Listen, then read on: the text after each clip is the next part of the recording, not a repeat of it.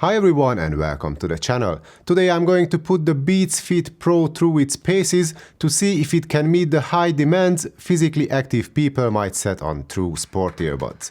And of course we will see how they can cope with more casual everyday use as well. Let's see the details now. But before we get into all that, I have to say that the Beats Fit Pro earbuds are still not officially available in Europe as of making this review at the beginning of December 2021, even though they have been out for at least a month now overseas.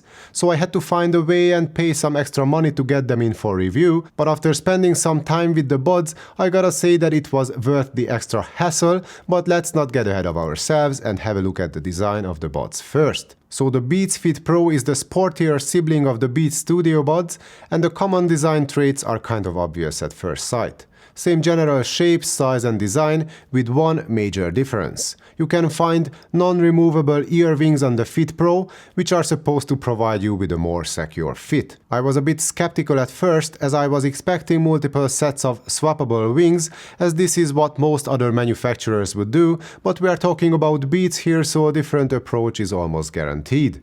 But at the end of the day, I'm quite happy with what I've got both in terms of fit and comfort, as the buds sit very securely in my ears without a budge during lifting or running. Interestingly enough, the Studio Buds gave me that sort of a vacuum effect, which makes them very secure too, but thanks to the wings now, the Fit Pro can give me the same level of security without the vacuum effect, which can be uncomfortable for some.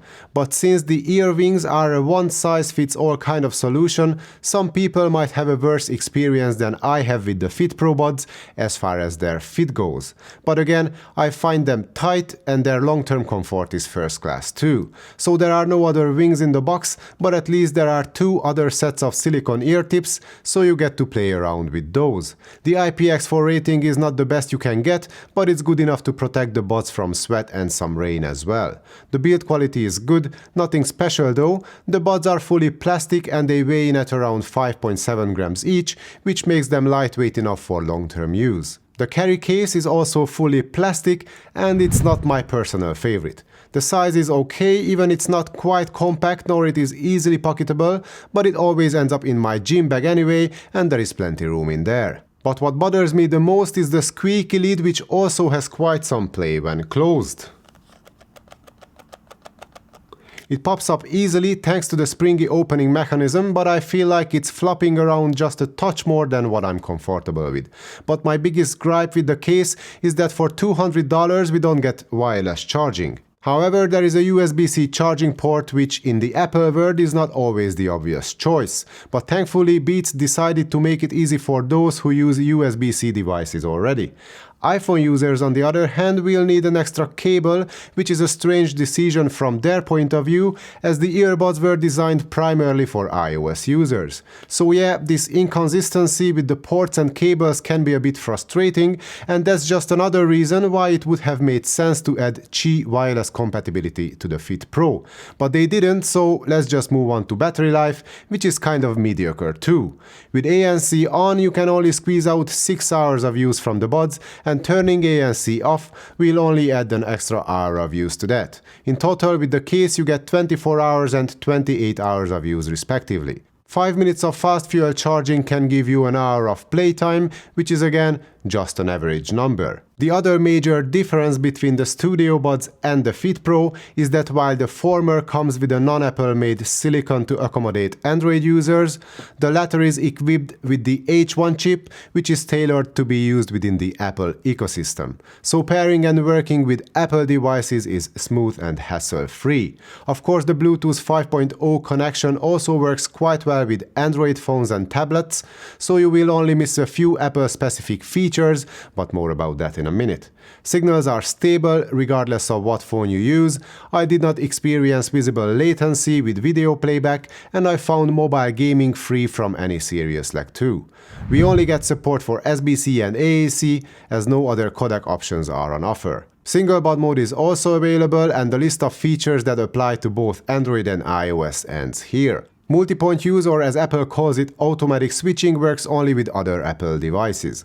Audio sharing is also an Apple exclusive feature which allows you to share your music with someone else who has a pair of compatible AirPods or Beats earbuds too. I would have loved to try this feature, but unfortunately the Beats Studio Buds are not compatible due to not having the Apple H1 chip inside, I believe.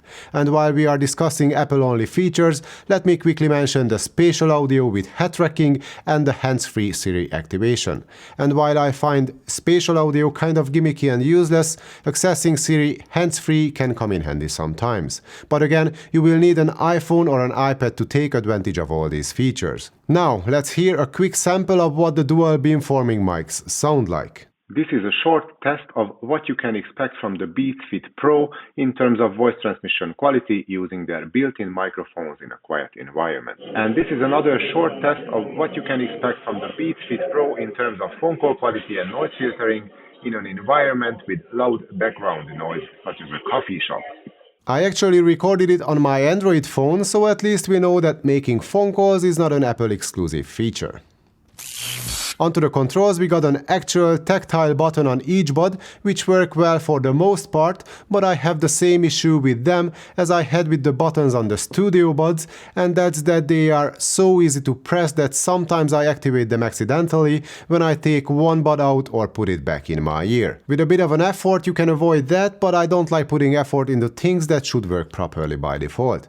But other than that, the controls are very easy to use, and I found them especially useful during running or training because they work regardless of how sweaty my hands get.